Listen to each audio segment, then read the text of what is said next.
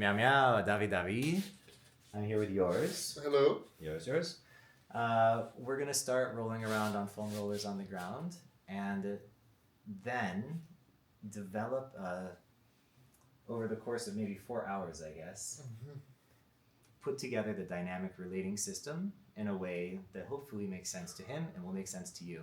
And we don't really know each other very well yet. We're connected through a mutual friend, and if I were to ask him right now what the dynamic relating system is, I don't think he'd be able to give a coherent answer. No, not at all. Exactly, because I haven't tried to explain it yet. So, let's start just by... Yeah, I can testify to this. This is completely new to me. Yeah. Really curious what we're going to go through in these hours. Yeah. Me too. So my first invitation to yours was to just lie down and take these two foam rollers and interact with them in some way that feels good to him. And I'm not telling him what to do yet because I'm curious what he's going to do on his own. I'm going to bring my foam rollers also. And we're going to breathe together. And all of you at home, I invite you also to lie down on the ground. You don't need to look at the camera. You can look sometimes to the screen and look away sometimes and be in relationship with the earth and with something you can roll on. How about a tennis ball, things like that? Yeah, or more sure. like rollers? Tennis ball would also be fine. Okay. Some object that you can relate with that goes between your body and the floor. Alright. Okay. We started. Yeah.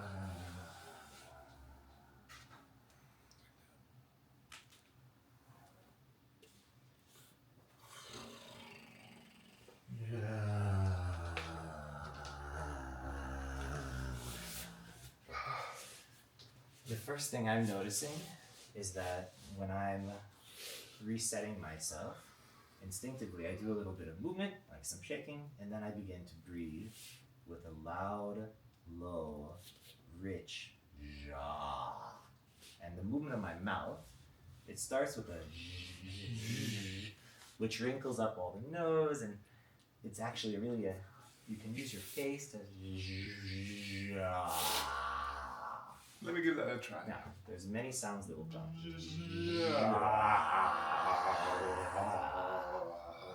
Nice, yeah, that's like the fullest version of it. I'm going to take it step by step. Yeah, exactly. So you can just start with just a With this sort of... So play with turning up and down a little bit, the volume on the... This is how you can affect your nasal quality of voice by changing the shape of the resonance chamber here behind your nose and kind of behind the eyes. All the muscles here around the eyes.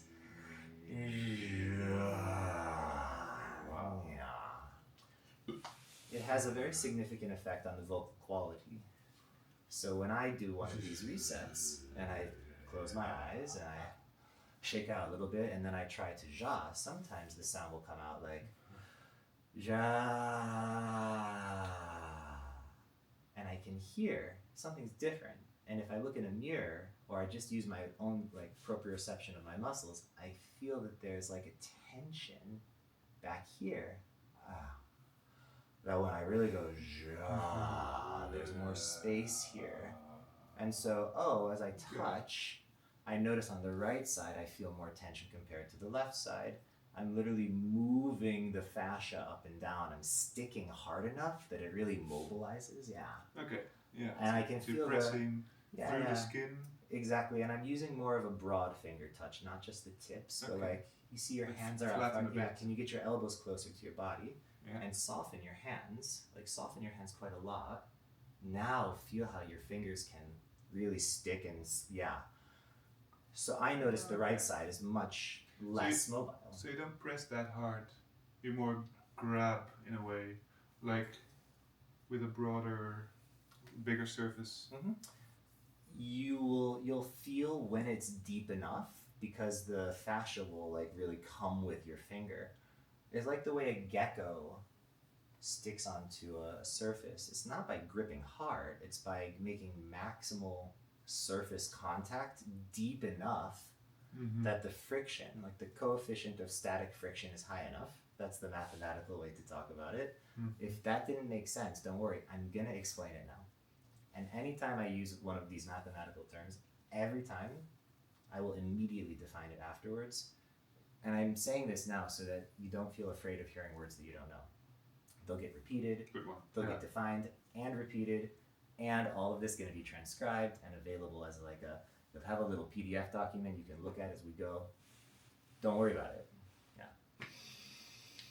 Yeah. Cool. So, I have a beard. So do you. Mm-hmm. When I press here, before I even touch the skin, I touch the hairs. That's the first layer of physical contact I can make to my face. If I go up and down, the hairs move. If I push a little bit deeper, the hairs flatten and the skin moves. If I push even a little bit deeper, then the muscles of my jaw start to move.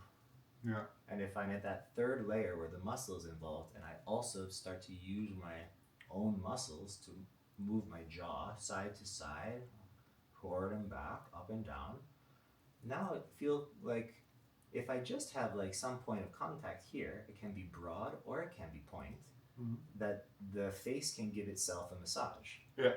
Like a cat. Like, and if you even involve this cat-like neck movement while you are your hand, it's not totally passive. It is resisting something. Yeah. If it's totally passive, then it will just fall away and there's no opportunity to penetrate to that layer 3 of depth, right?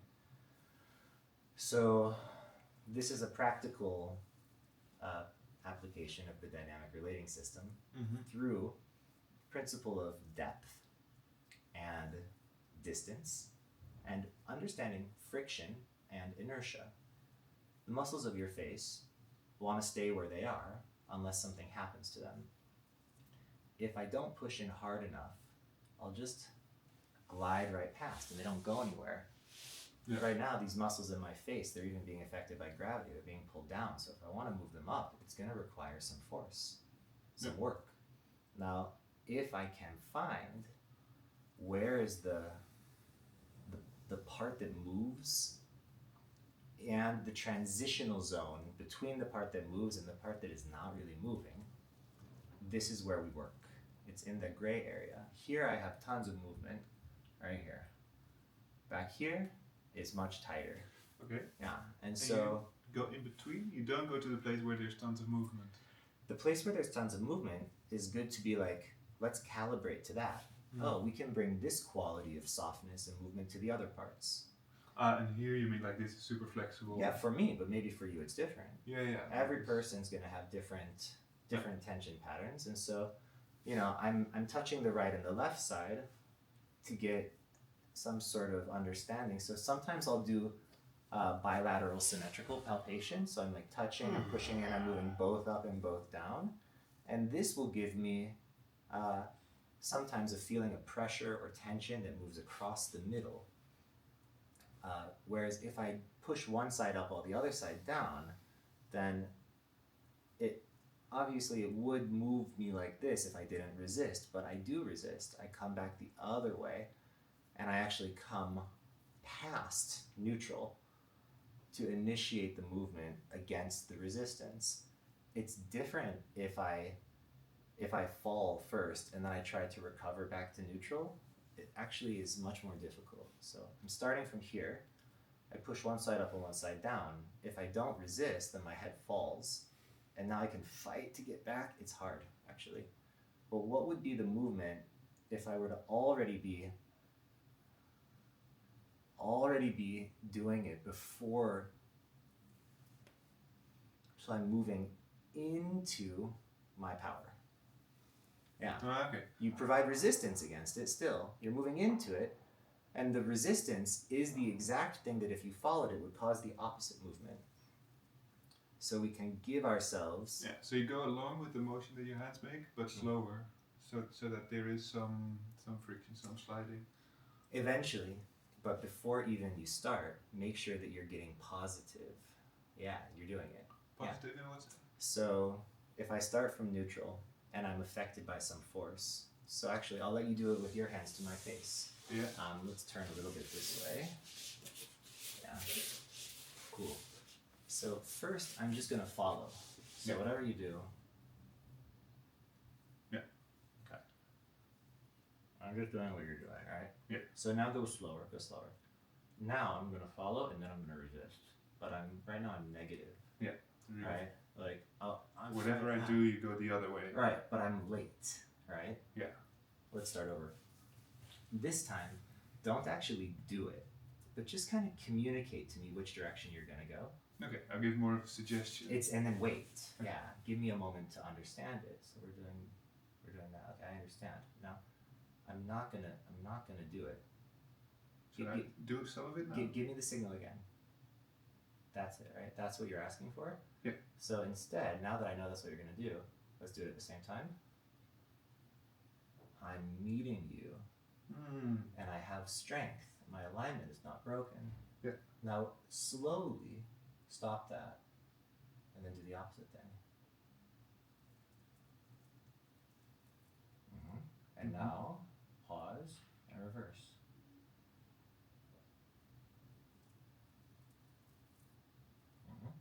Cool, and that was a great example right there. You slid because the coefficient of friction wasn't high enough for you to stick. Yeah. So the friction increases when the direction of pressure is at 90 degrees to the line of the fascia. So in mathematics, they call this perpendicular or orthogonal or just 90 degree.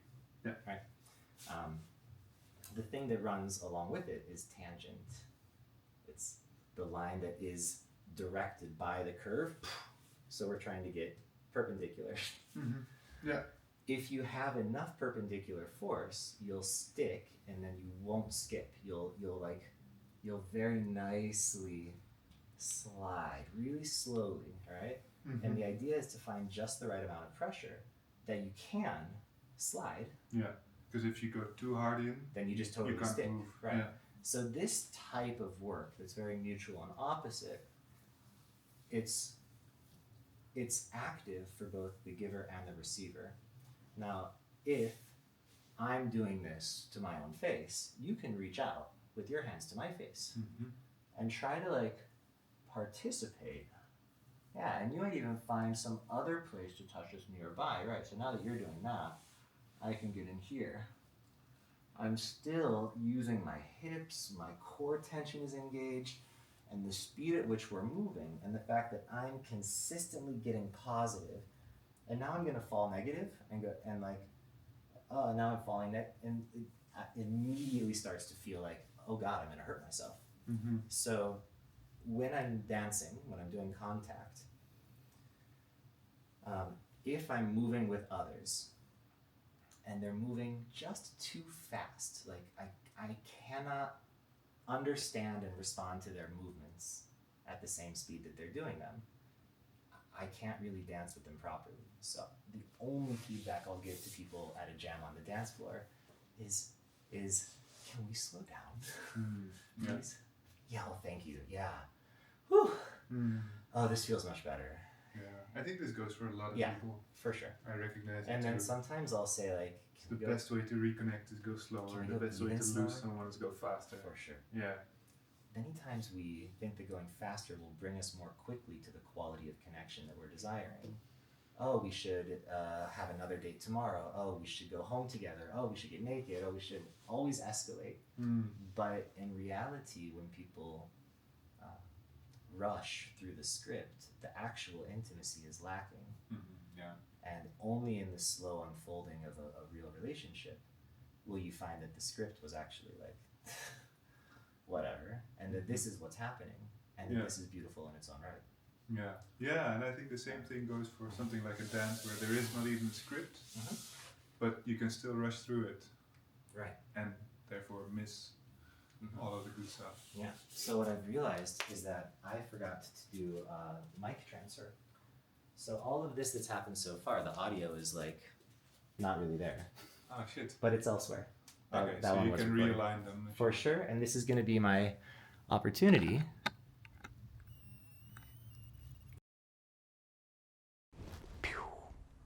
This will be my opportunity to remember that even though the camera's really far away there, the mic is here. Yeah.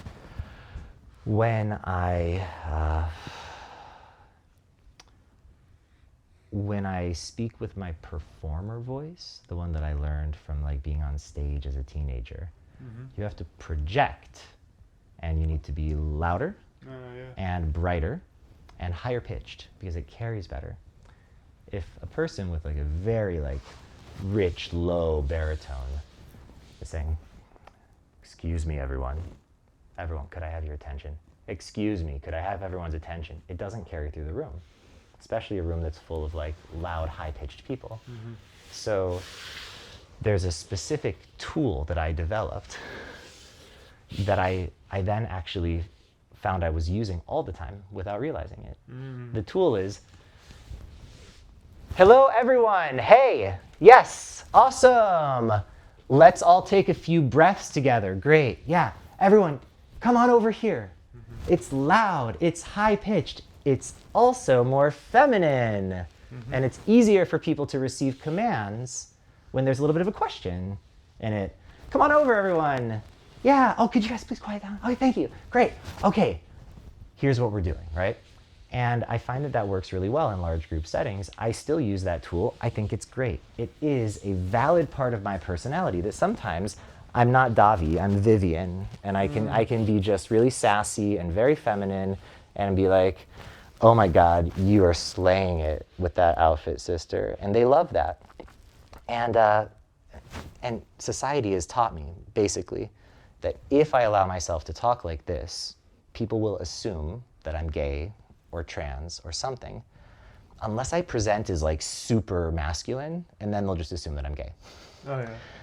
But for sure, assumptions will be made. And I am not a straight dude. Like I'm more pansexual, but I think that being gay is a label that people use to help them understand, how am I supposed to treat this person? Yeah. And I don't actually wish for people to treat me in any specific sort of way based on what categories they imagine that I'm in. And so I think for most of my life, I decided that I would put on some personality that is just normal. Normal dude, American dude, that like, yeah, has a good announcer voice and a very like teacher voice. What other people call teacher voice is just the voice that I've been using by default for the past like 20 years. And recently, and I'm going to shift into it now,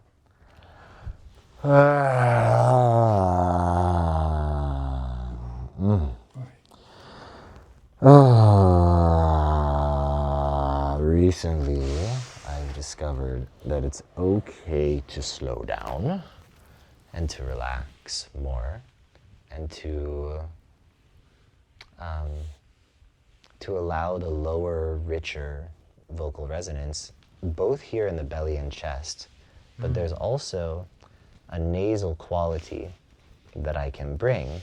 If I speak in a high-pitched tone of voice, the nasal quality can sound a bit like a New York accent or something. Can you lay it on thick for a moment? If I were to really go for it, it would be up here, like all the way up here. All the way up. Oh my God. All yeah. the way up here, yeah. Yeah. Okay, cool. And there are, when you add, let's see the New York accent. Oh my gosh. Can I have a coffee? This is New York. Yeah, New York. Nice. It's weird. Yeah, it's weird. Yeah. And this is like, yeah, millions of people in the United States actually really sound like that. But it is exaggerated in films, and like most people try to mask their accents. Yeah.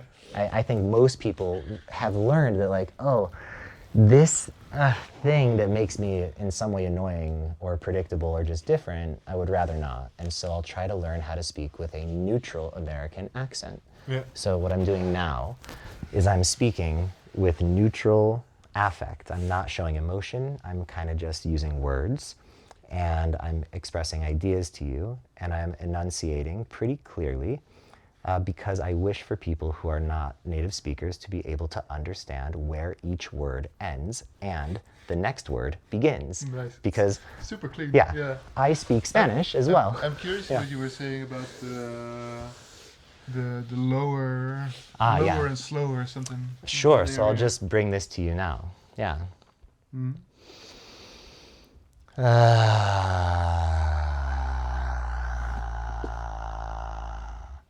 So the first part is allowing space in my belly and chest.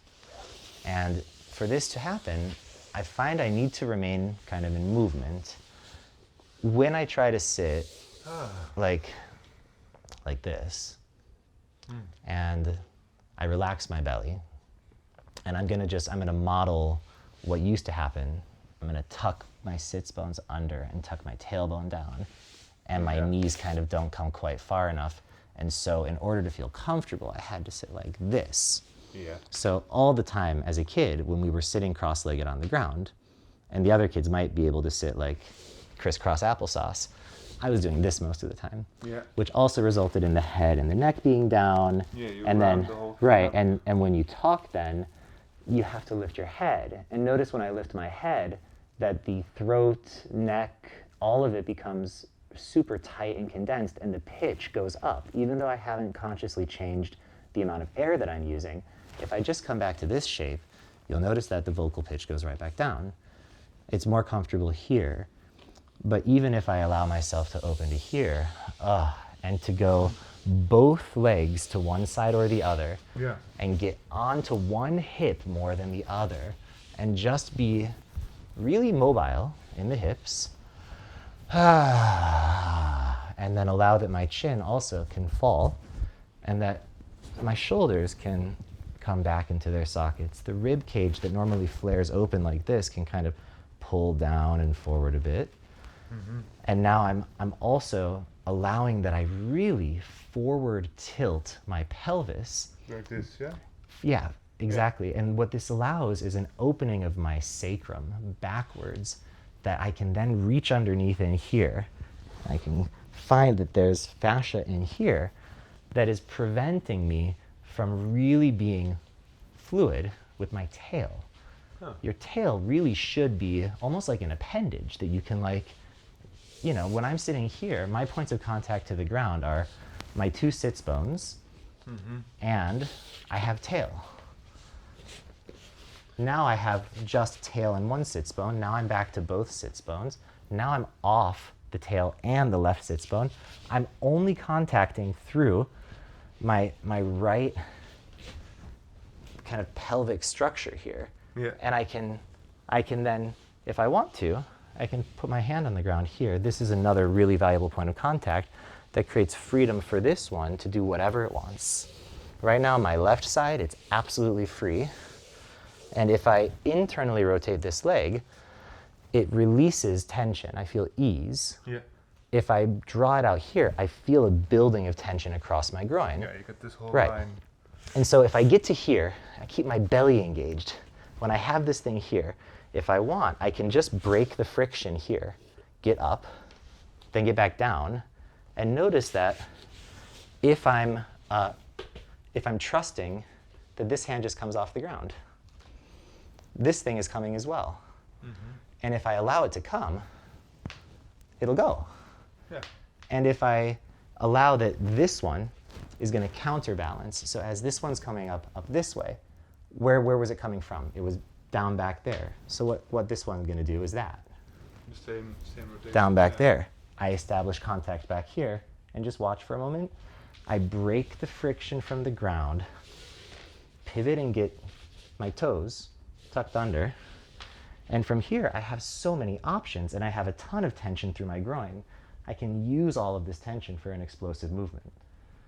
If I just relax, then it will bring me through to the next place. Now I'm here, and I'm building up. This time, I'm coming into this pillow. The pillow is like a spring. I'm compressing it, and when I relax, it'll push me. Now, when you, with your own body, come into like a squat, you also compress your fascia. And it also has some elastic property, like a spring, that when it's compressed far enough, it wants to uncompress. This is how twisting works. Yeah. You twist yourself up enough, there's a compression there, Yeah. and when I relax, it unwinds. Yeah. And if I don't stop the unwinding, then it continues into a new twist. Oh, and now, if I want to even increase the intensity of the twist, I can anchor this leg open further, keep my core really tight. Ooh, I just got some nice pop-pops. And when I relax, I don't mean relax the core. Actually, the core stays engaged. You just, whatever resistance I have here, I'm just letting my belly pull myself. When you are moving and you come into a twist and you eventually reach your maximum twist, some work is being done upon you to stop that movement. If there was no work done, you'd go forever, just like in space, right? So I'm coiled, I'm unwinding, and if I can basically stop the work, what minimal work can I do to stop the work that's being done upon me by gravity and friction? So I'm coiled, I relax, I uncoil, I get to here. All I'm gonna do is get my bum off the ground and let this part move through as far as it'll go, as far as it'll go. And when it gets as far as it'll go, I have all this energy built up because I left my hands behind over here. Yeah, it's kind of a new coil. And so when I just let this one go first, now I have tension across the center. So I get to here, and guess what? That one's ready to fly. So if I just think, oh, well, how do I allow this one to fly? All I have to do is get it off the ground, and it'll go. Now my movement is this way. How am I going to continue it? Well, I actually don't want to. There's nowhere to go in that direction. The wall is here, right? Yeah. So I have this tension built up. I have both core tension with a spiral. So that's potential energy from compression. Yeah. I have also potential energy from gravity. Look how high up my hand is. So if I just combine those, this thing goes all the way over there. And it's pulling this one along with it. And even if I just lift this one up just a tiny bit, I have all this potential energy from gravity here now. If I just relax, I come into the pillow. The pillow is compressed. It helps me back out. And so the idea is to don't lose energy from your system ever. Yeah. Cool, right? And this is what athletes and martial artists and dancers who are moving really effortlessly and gracefully, they're harnessing energy from gravity into their own bodies, into some form of potential energy. Even like from here, when I let my arm fall,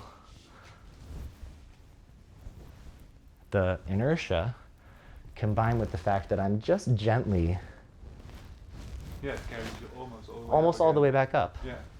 And if I just include a little hip whip, then I can do a movement like that without really any effort forever. Yeah. But let me just. this is different, huh? Oh, this is hard. Yeah, it's constant work. Yeah, constant work, yeah. So let me just Mhm. extract a couple of principles. Cool. Um, Actually, before you do it, Yeah. I'd love to take a few breaths and actually put the mic on you. Okay. Are you up for that? So let's breathe a little bit. Yeah. And I have another one in my hat. Ah, cool. Yeah. Test, test, test, test, test. That's a cool headband. Thank you. Nice. Yeah, it works. So Yeah. this is a perfect opportunity for you to harvest as slowly as you want. What I'm going to do is shift into listening mode. I'm going to listen for comprehension, and occasionally I'm going to repeat back to you a summary of what you've said to me to confirm that I heard and understood you. Okay. So Sounds after good. you've said a few things and you pause, I'll just reflect it. And then you either can be like, yes, that's what I said, basically, or you missed a part, or yes, that's what I said, and here's more. It's Okay. a basic reflections game that I love to play with people. It increases the clarity and quality of communication instantly. Nice. Cool. Okay, so take your time, breathe, keep moving. I'm also going to be in my own movement practice. I'm going to be relaxing. We're both mic'd up in such a way that we don't need to project our voices at all. Yeah. We can just be as soft and relaxed as we want. That is a Yeah. really good place to start from. Yeah.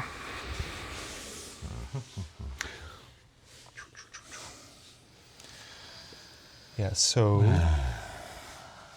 some principles that I'm drawing from what you said and what you showed. From the last thing you were doing, there seemed to be, well, conservation of energy seemed to be a big thing.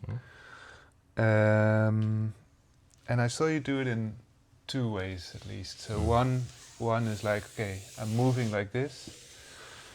The momentum, so there's a momentum, and it's like conservation of momentum. So I'm moving like this. I can either make a hard stop, but then the momentum is lost, or I can sort of let another part of my body fold along,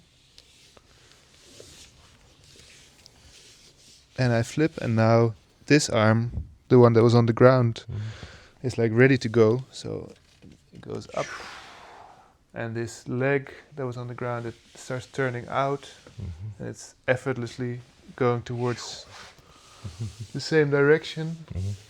And then I'm landed against a bunch of stuff here. So this brings us to principle number 2, like more of recoil energy, like compressed spring. So now I'm pressed into this, pressed into the bench, and I could like bounce back. And again, the momentum will carry the limbs that were static at first. We'll make them move afterwards. And then this arm goes up just by following my torso. And then the torso can stretch.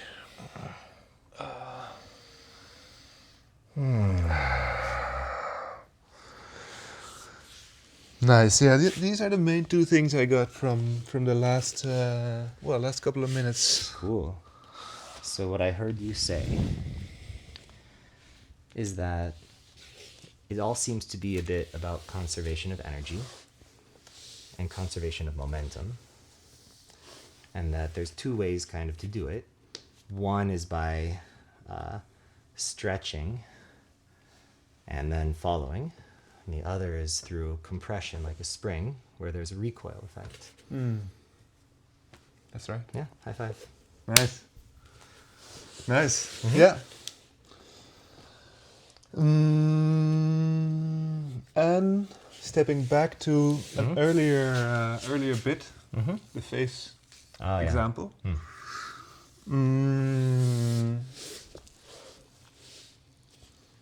There,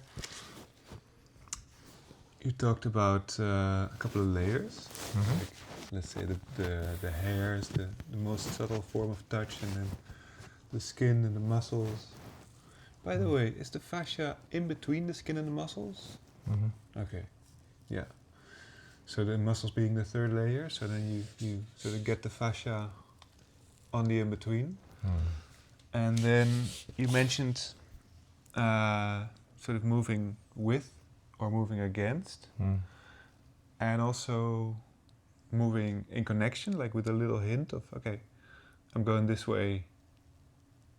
Okay, then knowing where you're going to go, this, especially if you work on each other, because you move with your own body automatically. I'm having an insight, a new one I'd love to share actually, even though we're in the reflecting thing. Yeah, drop it in. Yeah. So if you follow along, right now you're negative, right? But actually you're positive for the opposite movement. So I didn't get negative and positive yet. Yeah, so I'm going to try to explain it now. Pause here. Follow with me, and now try to resist me from there. Try to resist me. So you're trying to get back to neutral.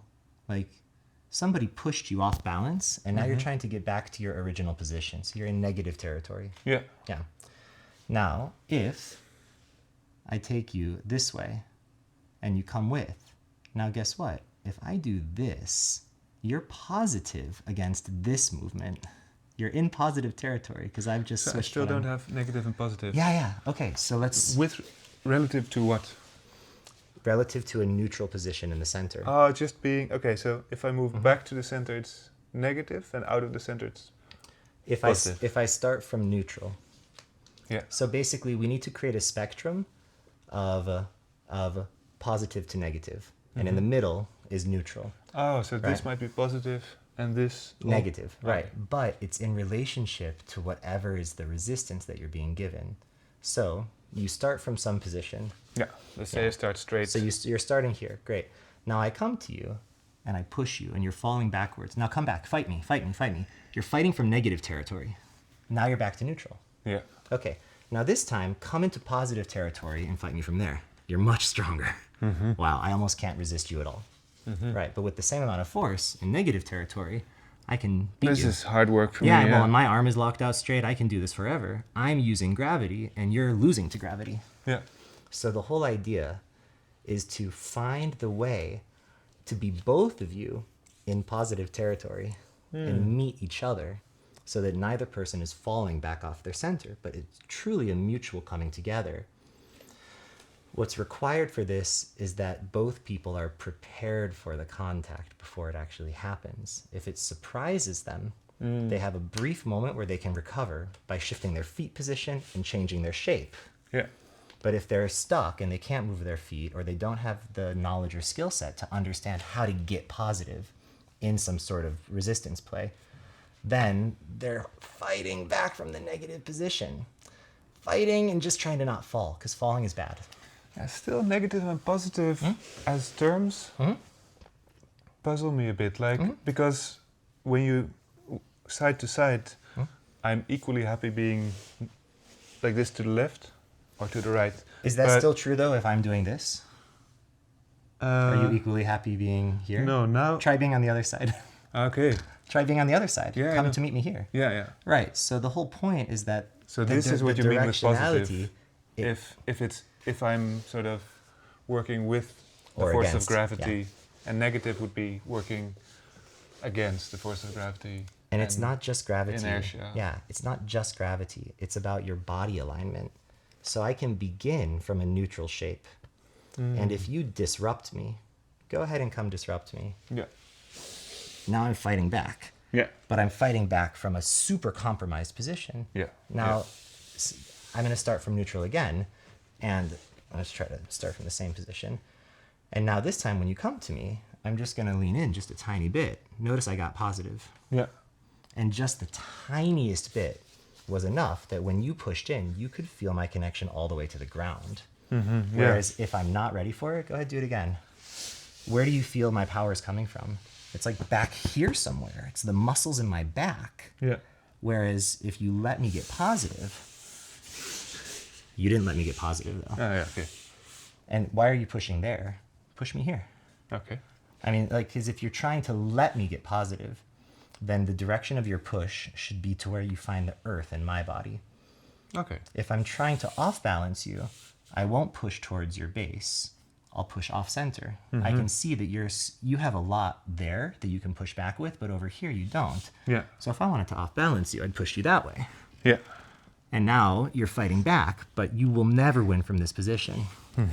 But if I come in like this and you see that I'm coming towards you and you can get in there, oh yeah, now you're dominating me, right? And you also could do it twisting your body the other way. You can still get positive, and now I have nothing to push against. Yeah. So you're both avoiding while you're also getting positive and using a spiral that, like, I'm trying to push you that way. Well, go ahead.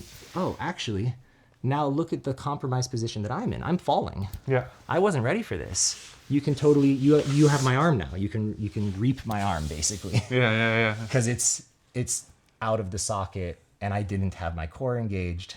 I was just like, I'm gonna fuck this guy up, and you were like, actually not. I got your arm, and that hurts, right? Yeah. So the basic principle is be in a starting position from which you're ready to move to meet resistance from any direction.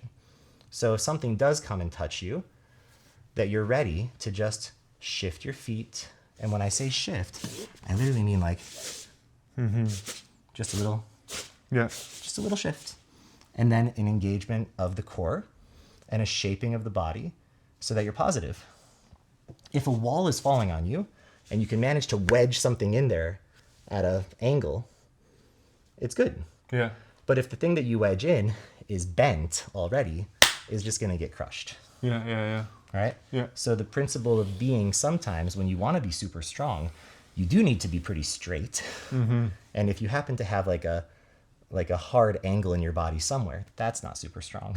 Yeah. You want to lock You things wanna- out. And Right. You want to have like a gentle curve of power that is chosen specifically to meet the resistance that you're receiving. Because resistance, when it comes through any natural form, has a spiraling quality.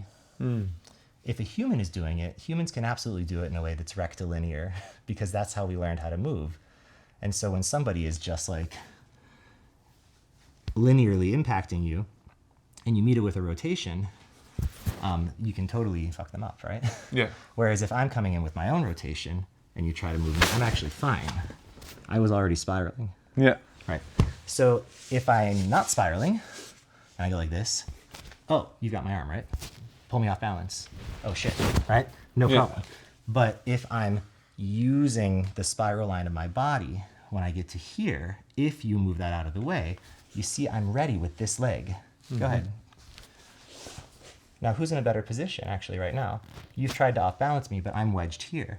I actually have access to your head and neck, no problem. So that move doesn't work if the person is already harnessing their spiraling energy such that their base is ready to update. If your feet are planted and fixed, if you're doing this thing with the duck foot, you can't move. You won't be able to see my face right now, but like, this is how penguins walk, and it's also how a lot of people walk. So, okay, so will you reflect to me your understanding of positive and negative now in this context? And maybe if you have other words for it that make more sense to you, I'm in still the brainstorming phase, how to get these ideas across to other people. So you're serving as representative for all these people. All right. Yeah. Yeah, well,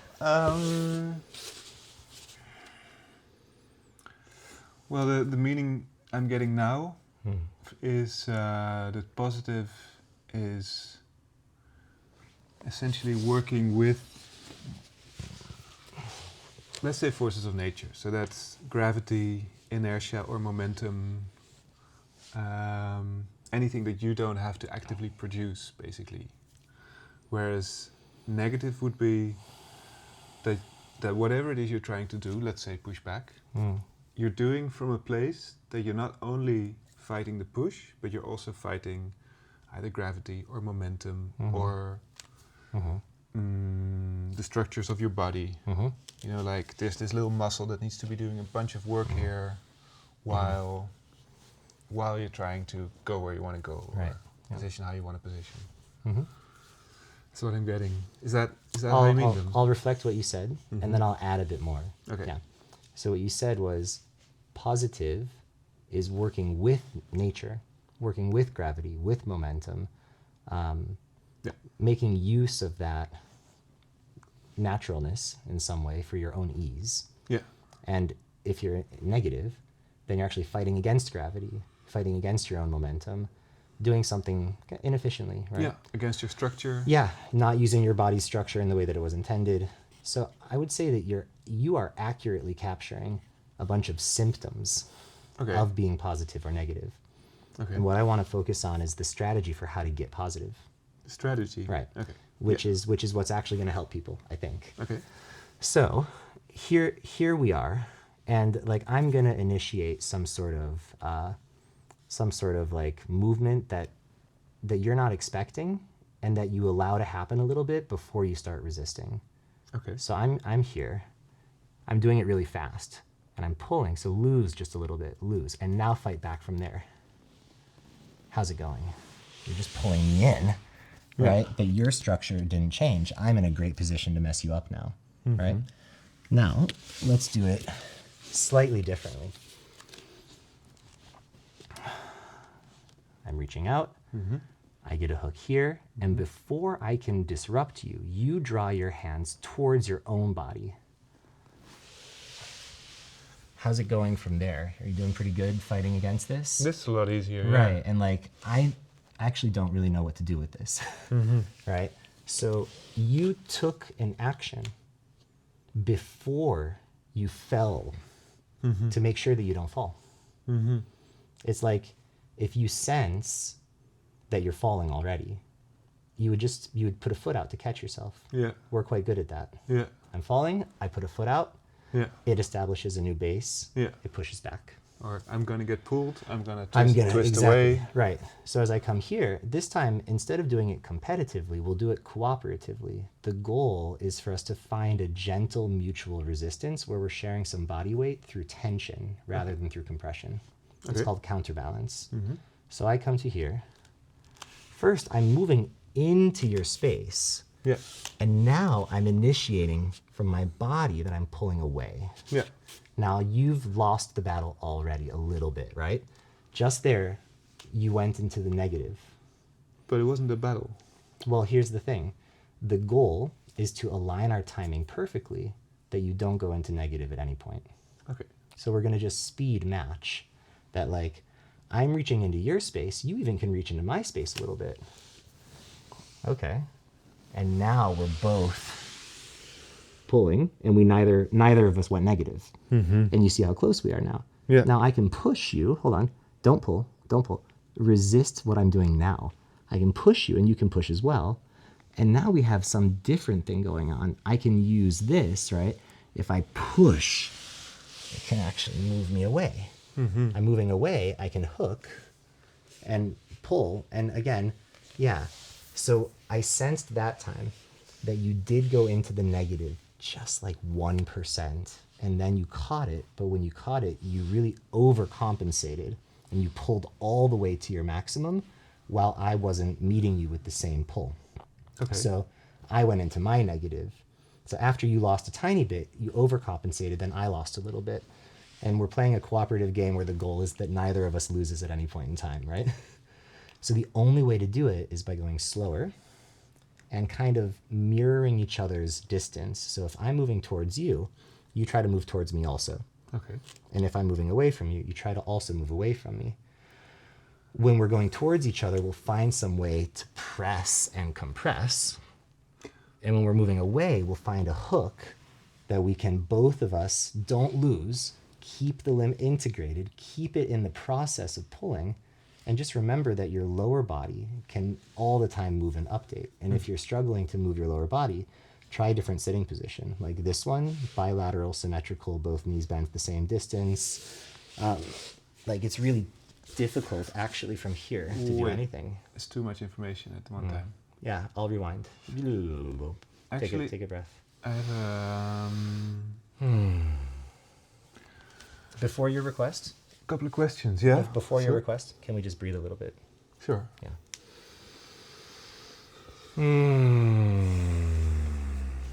Thank you. Let's do a few more breaths. Mm-hmm. Cool. Yeah, great.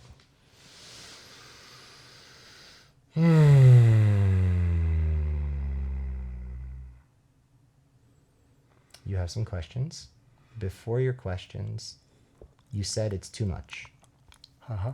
I'd like to know which part you got so you can reflect as much as you remember. And it's just helpful for me to know like which information got through and which not. Because I did sense at the end, based on your posture actually and how much you were moving, that you had reached a capacity. Okay. Yeah. Now, in order to restore your capacity, one of the things you can do is to start again moving in a way that feels natural and comfortable, not trying to do what Davi's telling you to do. Because I was really specifically telling you what to do. Mm-hmm. It's a lot. Yeah. So even right now, can you just like allow yourself to move a little bit? Yeah. Feel free to change your position completely. These things we've been doing related to like rotating the legs, yeah. And so while you're here, take your time and just try to tell me what you remember from what I said. And then I'm super happy to take your questions and answer them. Yeah. Yeah. I'm gonna drink some water while you're doing it.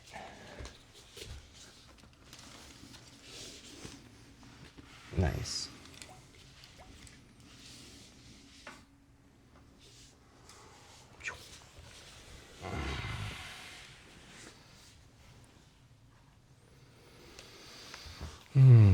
Oh, I'm also going to take the opportunity to stop and start the camera because the file sizes get so big. Meow, we love you.